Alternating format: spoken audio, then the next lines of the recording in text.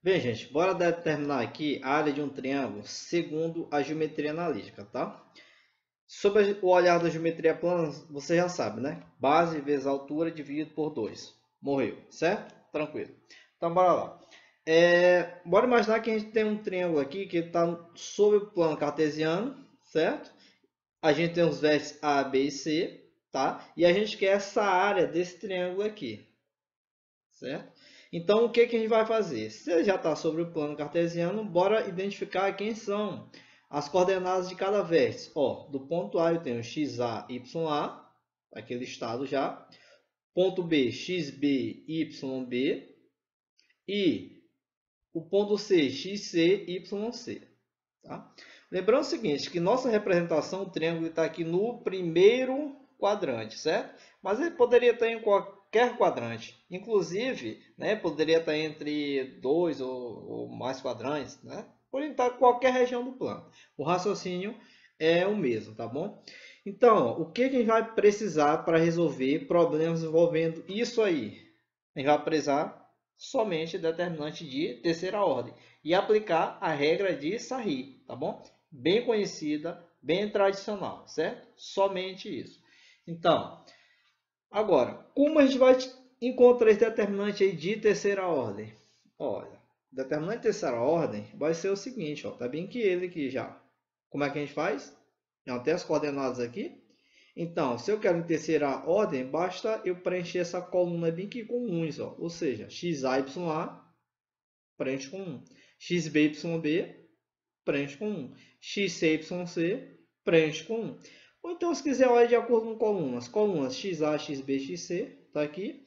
Ya, yb, yc, está aqui. E preenche aqui com 1. Está aqui, certo? Está aqui o determinante. O que vai acontecer, então? E vai resolver determinante através da regra de Sarrinha, como eu já havia comentado, tá? Feito isso, só algumas observações. Lembra que regra o determinante ele é um número? Então, esse determinante ele pode ser positivo ou esse determinante ele pode ser negativo, certo?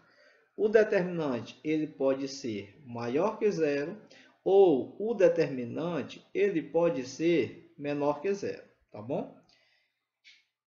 Então, quem vai ser a área? A área é um meio do módulo desse determinante.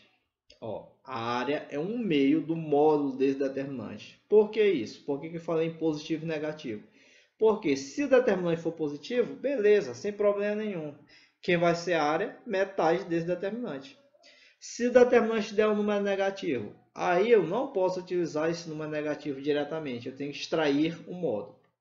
Por exemplo, bora supor aqui que a gente tem um determinante como sendo 10. Então, quem vai ser a área? A área vai ser metade de 10. Então, a área vai ser quanto? 5. 5 unidades de área. Acabou, sem problema nenhum.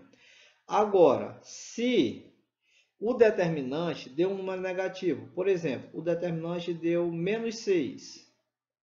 Então, quem vai ser a área? 1 meio de menos 6? Não, a área não pode produzir valor negativo, certo? Então, daí a necessidade de extrair quem? O módulo. Quem é o módulo de menos 6? Módulo de menos 6 é quanto? 6. Então, aqui não vou trabalhar com menos 6. Aqui vou trabalhar com quanto? 6. E metade de 6, 3. Então, eu teria um triângulo aí com 3 unidades de área, certo? Tá? Eu vou fazer alguns exemplos, alguns exercícios, tá? Para ver se fica mais claro ainda para a gente. Mas a ideia principal é essa. Para resolver área de triângulo segundo a geometria analítica, é pré-requisito saber determinante de terceira ordem e pronto, certo? E ter um cuidado com o determinante vir negativo, porque eu não posso trabalhar com ele negativo. Daí eu adoto um módulo desse valor.